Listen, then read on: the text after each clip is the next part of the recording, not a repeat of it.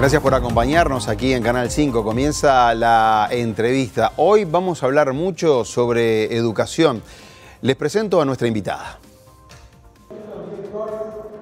Virginia Cáceres Batalla es la presidenta del Consejo Directivo Central de la Administración Nacional de Educación Pública. Nació en Rivera hace 40 años. Su padre, oriundo de 33, y su madre de Tacuarembó. Tiene 2 hermanos. Estudió en su ciudad natal hasta segundo de liceo y luego se mudó a Montevideo para estudiar en el Liceo 32 y en el IABA. Sus padres no tuvieron militancia política, aunque en su casa se hablaba de política. A los 15 años, su hermana mayor la invitó a una reunión del Partido Colorado y quedó impresionada. En esas elecciones de 2004 militó y acompañó al dirigente del Foro Ballista, Gustavo Osta. En 2009 creó una agrupación de jóvenes y en la última campaña integró el sector ballistas. Cáceres es doctora en Derecho y Ciencias Sociales por la Universidad de la República, título que obtuvo en el año 2012. Desde entonces se dedica al ejercicio independiente de la profesión vinculada al área de Derecho de Familia y Violencia basada en género. Además, es diplomada en Género y Políticas de Igualdad por la Universidad Flaxo.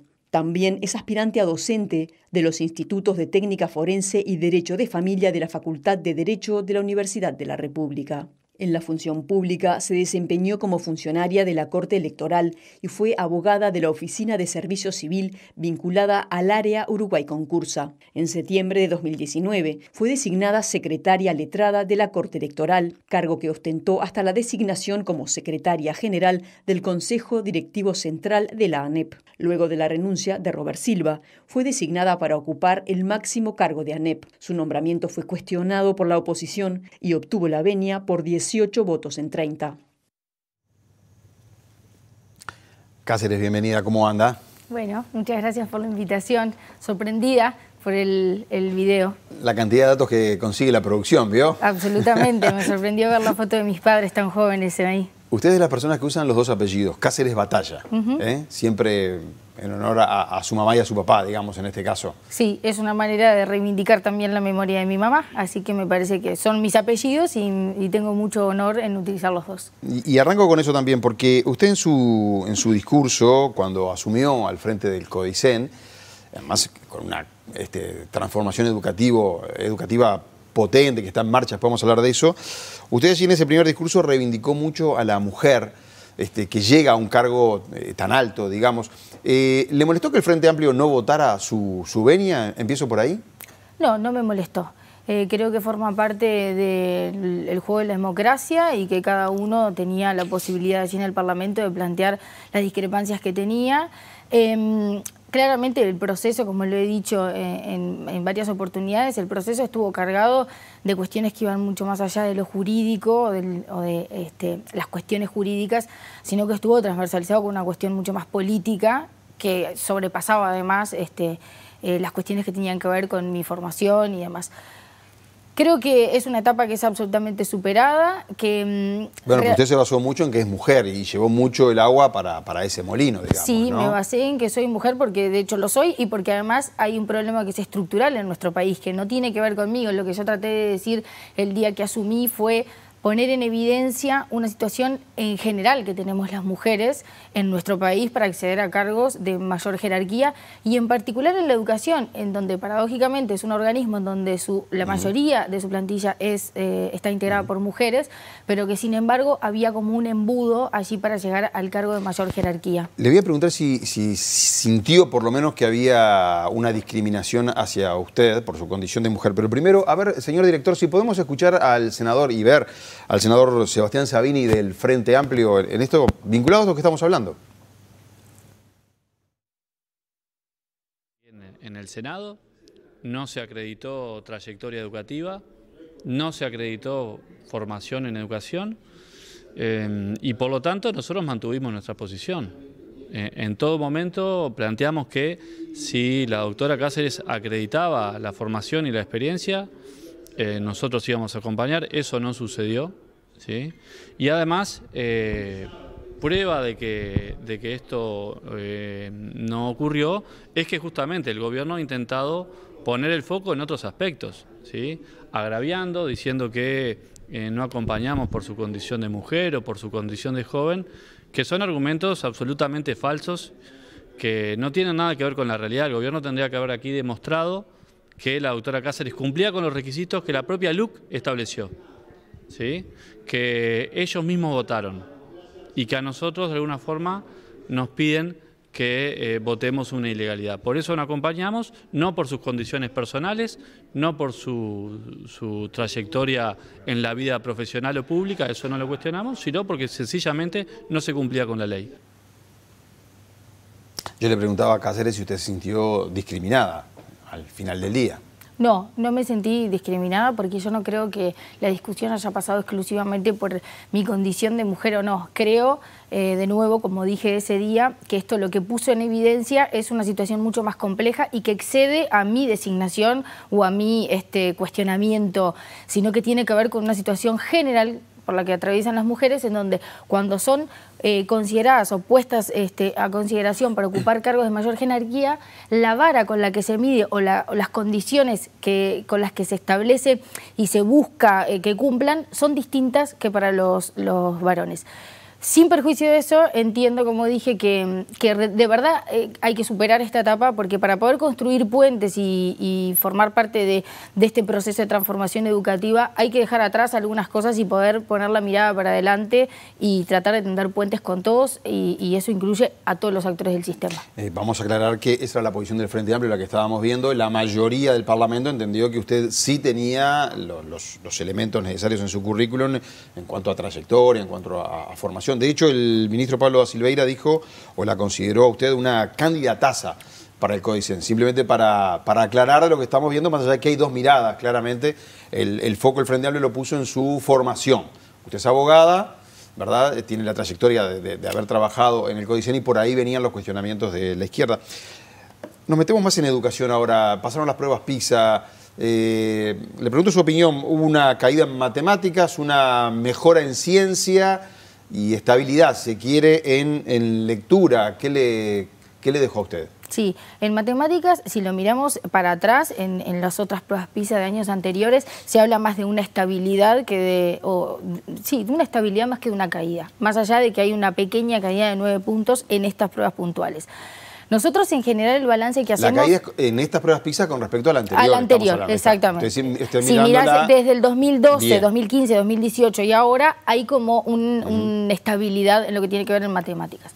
Si nosotros lo contextualizamos, y que necesariamente hay que hacerlo de esa manera, en el periodo en el cual se aplicaron las pruebas, que fue en el periodo post-pandemia, nosotros entendemos que los resultados son muy positivos en el sentido de que no descendimos a niveles inferiores, que fue lo que pasó en el mundo. Nosotros vemos hoy las portadas de otros países y lo que sucedió con otros países como España, por ejemplo, en donde los resultados fueron realmente inferiores a las pruebas anteriores. Nosotros logramos mantener lo que teníamos y en el marco y en el contexto de la pandemia es algo muy positivo. O sea, estas son las pruebas PISA de la pandemia, digamos, exactamente, con la afectación negativa que implicó la pandemia para todos los sistemas educativos. Exactamente, y que además los aprendizajes que se midieron por parte de los chiquilines tienen que ver con aprendizajes que se hicieron durante el proceso de pandemia, muchos de ellos en virtualidad. Por lo tanto, en ese contexto nosotros entendemos que los resultados son buenos y esto reafirma lo que nosotros veníamos diciendo, y es que el manejo de la pandemia en términos generales en el país, pero especialmente lo que tiene que ver con la educación, fue un manejo exitoso y que permitió que no descendiéramos a niveles inferiores a los que estábamos antes de la pandemia. Uno es consciente del impacto que tuvo la pandemia, porque a veces políticamente se quiere desconocer, pero digo, dejando la política al lado, la pandemia fue demoledora en economía, en lo social, niveles de pobreza y en educación. Pero yo me mantengo en las pruebas PISA porque estaba leyendo también a Renato Perti. Él dice que entiende la mirada positiva y optimista del gobierno y de acá para adelante, ¿no? Acá no, en estas pruebas PISA no está la reforma educativa que están implementando ustedes, pero cuando él mira estos 20 años para atrás también ve 60% de los jóvenes uruguayos de 15 años no tienen nivel de suficiencia en matemáticas, 60%. 40% no tiene nivel de suficiencia en lectura ni en ciencia. Entonces yo cuando miro eso también digo, no, estamos mal. Capaz que no nos fue tan mal como usted lo está explicando, pero cuando uno mira esto, y ustedes son los encargados de que mejore la educación en el país, dice, no, también tenemos que ver estos números que no son buenos, ¿no? Absolutamente. Por eso decía, en el marco de la pandemia es muy bueno, pero marca y sigue marcando grandes desafíos que tiene el país por delante y que no hemos podido resolver, como tiene que ver con los rezagos en áreas específicas y con las inequidades dentro del sistema. Para eso la Administración está trabajando. La reforma educativa apunta a mejorar estas cosas como uno de los elementos para seguir trabajando. Por supuesto que va a haber que hacer más cosas y habrá que seguir midiendo el impacto de la pandemia a partir de, el impacto de la transformación y los resultados en este primer año que tenemos de aplicación de la transformación educativa. Habrá que ir haciendo el seguimiento. Pero esto tiene que ver, justamente, esta transformación apunta a eso, apunta a partir de un currículum distinto, por competencias, tratar de mejorar estos aprendizajes. Y habrá que hacer otras acciones que tengan que ver más con evaluar y pensar nuevas prácticas pedagógicas y en general generar espacios para que los docentes puedan trabajar y pensar y repensar de qué manera estamos enseñando, para qué estamos enseñando y por qué estamos enseñando. Pero todo eso viene de la mano con la transformación educativa. Vamos a hablar entonces de la transformación educativa, de la reforma educativa, le dicen algunos también, no sé si hay alguna diferencia por allí. ¿Ya está en marcha? Vamos a aclararlo. Sí. Este año se puso en marcha. Exacto. ¿Ya está plenamente en marcha? ¿Todavía hay capítulos que hay que avanzar? No, hay capítulos que hay que avanzar, pero me parece re importante algo que tú planteaste recién, esto es la diferencia entre transformación y reforma, y es un concepto que para la Administración ha sido muy importante y por eso hablamos de transformación y no de reforma, porque es una forma de concebir a la educación. Cuando hablamos de transformación implica que esto es un proceso que no se agota en sí mismo, sino que es algo que tiene que tener una continuidad en el tiempo y que la educación debe pasar a ser lo más permeable posible a los cambios de un mundo que nos exige estar reviendo y cuestionándonos continuamente. O sea, entonces, la transformación educativa es que permanentemente es sujeta a cambios. Exactamente, exactamente, es una continuidad. En ese marco, nosotros este año tuvimos el primer año de implementación que se hizo en la educación básica integrada, en los primeros años.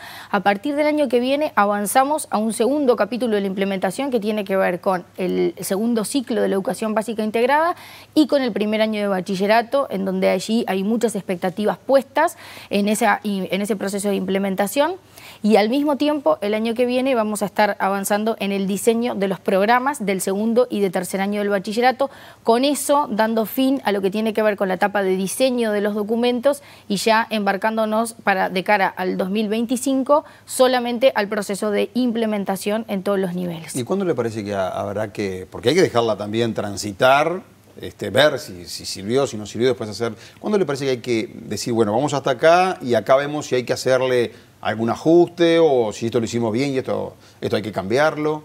¿Cuánto tiempo hay que dejar pasar? Hay dos cuestiones distintas en lo que tiene que ver con cómo ir midiendo cómo se aplica y cómo avanza la transformación. Hay una que tiene que ver con resultados más a largo plazo para poder medir el impacto en los aprendizajes de la transformación, pero hay otra instancia que tiene que ver con ir ajustando la implementación. Eso ya se está haciendo, por ejemplo, en el reglamento de evaluación y pasaje de grado que es uno de los documentos que forma parte de este proceso de transformación, ya tuvo ajustes y se va a seguir trabajando. Hay que ir midiendo, nosotros ahora estamos en un proceso en donde finalizado este año y de cara al próximo ya empezamos con las reuniones como para ir relevando todo aquello que fuimos recolectando durante el año en territorio con los docentes en el aula, de cuáles son las cosas que hay que mejorar y no, y seguramente van a haber ajustes en lo que tiene que ver con la implementación de la transformación de cara al 2024. Y más allá de las ATD, estas Asambleas Técnico Docentes, ¿se escucha a los docentes en su opinión para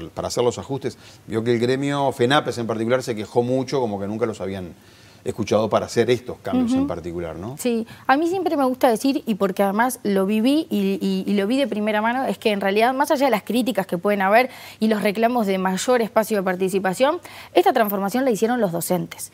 Quienes integraron los equipos técnicos que se conformaron en el ámbito de la ANEP para crear los documentos son docentes de todos los subsistemas educativos, algunos de ellos docentes de aula, otros docentes en docencia indirecta, pero son docentes del sistema educativo. Por lo tanto, esta transformación estuvo pensada y diagramada por docentes y además la implementan los docentes en el aula. Entonces, yo no invalido el discurso de hasta cuánto o cuánto más de participación podemos tener, pero lo que sí soy enfática en decir es que no solamente que hubo participación, sino que además fue creada por los docentes. Un gran cambio refiere a que ahora se enseña por competencias, ¿no? Esa es una de las cuestiones, digamos, que ya están en marcha. ¿Está funcionando bien eso? Sí, sí, por supuesto. O sea, esta primera, el plan de educación básica integrada, que es, concibe a la educación como una continuidad, implementa las competencias. Esas competencias se aplican a toda la educación y hay otro documento que tiene que ver con las progresiones de aprendizaje. Esas competencias van avanzando y se van exigiendo distintas etapas a medida que va avanzando el estudiante en el tramo educativo correspondiente, y de cada tramo se espera profundizar en un aspecto distinto de esas competencias. Eso ya se está aplicando, se está trabajando por competencias y los resultados están empezando a relevarse, resultados muy buenos, sobre todo en lo que tiene que ver con el cambio también que implica para los docentes, no solamente para los estudiantes aprender por competencias, sino para los docentes enseñar por competencias, y esto de empezar a internalizar este cambio, que también es para ellos una forma distinta de planificar sus clases y de los resultados que obtienen de la misma. Sí, porque cuando hay un cambio así grande o cultural también precisa un tiempo para adaptarse. Por supuesto, un tiempo para implementarlo, para hacer los ajustes que haya que ir haciendo y para que además permee realmente en todo el sistema educativo y los docentes se apropien del mismo y vean y puedan aplicar los beneficios que tiene esta transformación. Cáceres, y si gana, bueno, va a ganar la coalición o el Frente Amplio en las próximas elecciones, pero si gana el Frente Amplio, ¿usted cree que puede llegar a frenar o a parar esta transformación educativa? ¿O le parece que ya hay cosas implementadas que ya empezaron a caminar y no se paran? Yo creo que más allá de mi opinión personal con respecto a lo que pueda suceder, creo que de cara a una próxima elección, el sistema político todo debería avanzar hacia un acuerdo de mantener la transformación educativa, más allá de cuál sea el resultado electoral. Creo que nosotros teníamos una deuda muy grande como país en el sistema educativo. Hemos logrado avanzar en estos 7 meses que logramos implementar la transformación, porque en este periodo de gobierno tuvimos 2 años de pandemia que, por supuesto, atrasaron los planes y los calendarios que teníamos fijados para la elaboración de los documentos.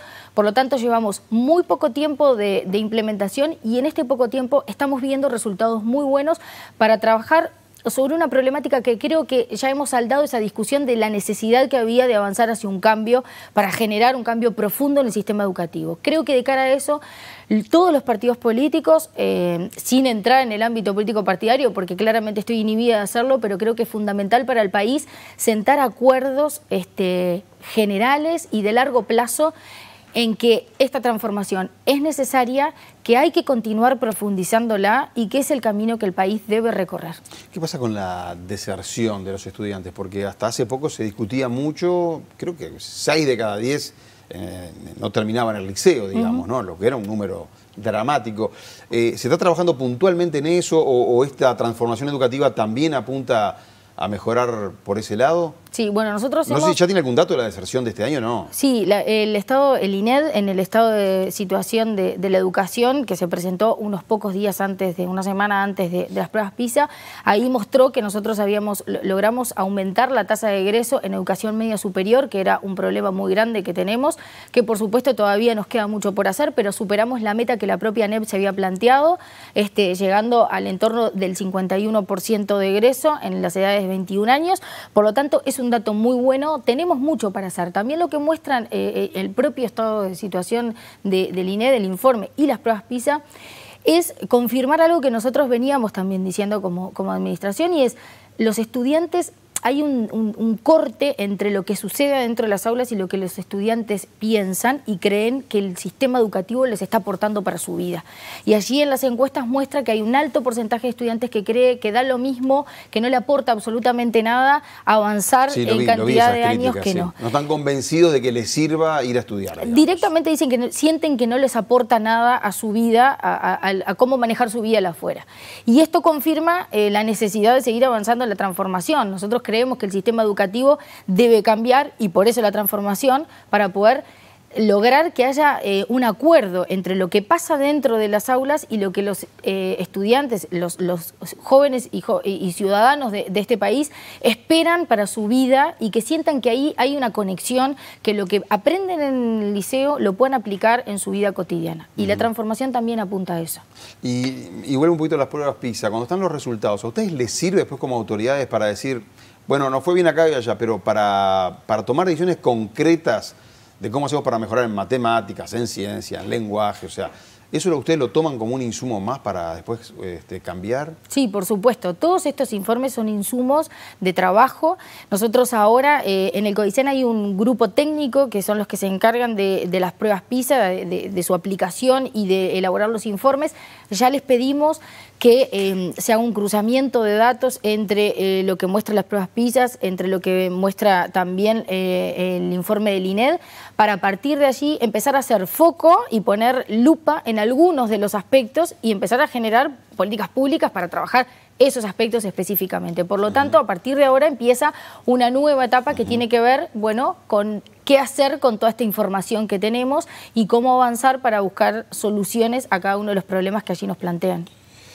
¿Y el presupuesto? Porque en la última rendición de cuentas, y ahí estaba Robert Silva, digamos, al frente del CODICEN, él había mandado ahí un presupuesto, vio que es independiente, que pedía 63 millones de dólares más, digamos, ¿no? A todo lo que ya tiene, pero bueno, 63 millones de dólares más, que no se lo estaban votando, en definitiva no se iba a votar eso. Eso de ese dinero que va a faltar, ¿de qué manera afecta lo que queda de la transformación educativa? No, no afecta, no es un dinero que falte, porque en realidad cuando uno pide algo no lo tiene, por lo tanto, si viene es muy bien recibido. Bueno, pero si lo pido porque está faltando, supongo. No, es porque se requiere. En educación siempre se requieren más recursos económicos, pero también nosotros tenemos la capacidad y debemos tener la capacidad y ejercitarla de poder optimizar los recursos y obviamente tratar de ponderar los procesos que nosotros entendemos que requieren un mayor foco. La transformación educativa es el eje central de esta administración. No van a faltar recursos para poder seguir con su implementación y bueno, y seguiremos avanzando con los planes que ya teníamos fijados. ¿Se solucionó lo de la elección de las horas por parte de los docentes, que todos los años es bastante problemático eso? Bueno, estamos en pleno proceso de elección de horas en este momento. El Consejo de Formación en Educación, que siempre históricamente es quien debe iniciar este proceso, ya lo inició, está casi en su etapa final. ¿Va a ser por 2 años, como se planteó en un momento y después? En algunos centros educativos va a ser por 3 años el proceso de elección, que son todos aquellos centros María Spínola, de la modalidad María Spínola, no solamente los que ya están vigentes ahora, sino además los 10 más que se suman para el próximo año, además del departamento de Flores, en donde ahí se inició el proceso piloto, y en todos los departamentos en los que ya está dispuesta la implementación del proceso de elección por más de 1 año. Se está llevando adelante, secundaria está ahora iniciando su proceso de elección de docencia indirecta, así que estamos cumpliendo con los calendarios que estaban fijados. Cáceres, hoy se abrieron las inscripciones para educación primaria y también para inicial. Se reabrieron para inicial. Para inicial, para los más chiquitos, ¿no? De 3 a 5 años. Se habían anotado menos de estos chiquilines chiquitos, digamos, ¿no? Me mantengo en la educación inicial. ¿Qué pasó allí? ¿Por qué se anotaron menos? ¿Qué creen ustedes que pasó? Bueno, hay varios factores que estuvimos analizando. Uno de ellos tiene que ver con el grave problema que tenemos como país, que es la baja de la natalidad, que si bien es un problema que se viene hablando y proyectando desde hace unos cuantos años, ahora estamos sintiendo efectivamente el golpe en las aulas de la baja de la natalidad. Por lo tanto, eso es un factor que además vamos a tener que repensar en este nuevo contexto nacional que tenemos. También entendemos que hay una situación que tiene que ver con una cuestión más cultural, de esto de entender que tal vez los primeros años, sobre todo 3 años, la concurrencia de los niños a un centro educativo no cambia demasiado y que a veces es mejor hasta, si tenés la posibilidad de quedarte con ellos en tu casa, es mejor. Creo que ahí también hay un factor cultural sobre el cual tenemos que trabajar. Nosotros sabemos, está comprobado que cuanto antes se inicie la escolarización. Maestros, médicos, neurólogos, todos dicen que cuanto antes empezar la escuela impacta mejor, mucho mejor en el desarrollo a largo plazo. Y en tercer lugar, creemos que el periodo había sido muy corto y que había pasado como desapercibido entre otro cúmulo de noticias que referían a la educación. Por eso iniciamos esta segunda etapa y esperamos y fomentamos y alentamos a todas las familias que todavía no hayan concurrido a los centros educativos, que vayan, que concurran, que inscriban a sus hijos y a sus hijas en la educación inicial, que sin dudas va a ser un plus en el desarrollo de esos niños. Es hasta el 22 de diciembre que está abierto este periodo de inscripciones. Es hasta el 22 de diciembre. Para inicial lo pueden hacer directamente en el centro educativo de su preferencia, pueden ir allí y allí se inscriben. Para primer año también es hasta el 22 de diciembre. Para las escuelas de tiempo completo y tiempo extendido en Montevideo es con agenda web, pueden entrar a la página de primaria y allí se agendan. Y en el interior del país es presencial en el centro educativo. No, es que usted me nombró la baja natalidad como un factor que hay que estudiar allí, de que se anotaron menos chiquitos, ¿no? Pero no es que está creciendo la matrícula, por ejemplo, en las escuelas privadas, en los colegios privados, porque a veces pasa eso, ¿vio? No, pero no hay un crecimiento de la matrícula en los colegios privados. Tenemos como país un problema, pero además, de nuevo, esto se viene anunciando por parte de varias instituciones del Estado desde hace muchísimo tiempo, que se viene estudiando esta baja en la demografía de nuestro país. Ahora estamos empezando a sentirlo en las aulas, pero es un proceso que se viene dando desde hace muchísimo tiempo, desde hace muchos años, de manera sostenida. Y bueno, hay que rever y repensar. Nosotros lo vemos también desde el sistema educativo como una oportunidad más que como un problema, en el entendido de esto, de que tratar de universalizar la educación, especialmente en 3 años, pensando en esto de que todos los estudios muestran que cuanto antes se inicien en el sistema educativo, un mejor desarrollo van a tener, así que vamos hacia ese camino. Virginia Cáceres, gracias por haber venido acá a Canal 5. Muchas gracias a ustedes por la invitación. Y muchísima suerte en su trabajo, que recién está ahora, hace días, como quien dice, ¿no? Que empezó al frente del CODICEN, así que muchísima suerte por ahí. Muchísimas gracias y a la orden. Amigos, dejamos por acá la entrevista de hoy. Ojalá que les haya gustado, que haya sido un aporte para todos ustedes. Nosotros volvemos el próximo miércoles, pero ya con un debate que ya está asegurado. Vamos a hablar del proyecto Neptuno, este proyecto que propone una serie de obras para asegurar el agua, el abastecimiento de agua en Montevideo y en Canelones. Va a estar Amarilla, Gerardo Amarillas, el subsecretario de Ambiente, y va a estar Edgardo Ortuño, dirigente del Frente Amplio, de la vertiente artiguista, que hasta hace poco fue también director en OCE por esa fuerza política, por la oposición. Sigan acá en el canal. Gracias. Que pasen bien. Buenas noches.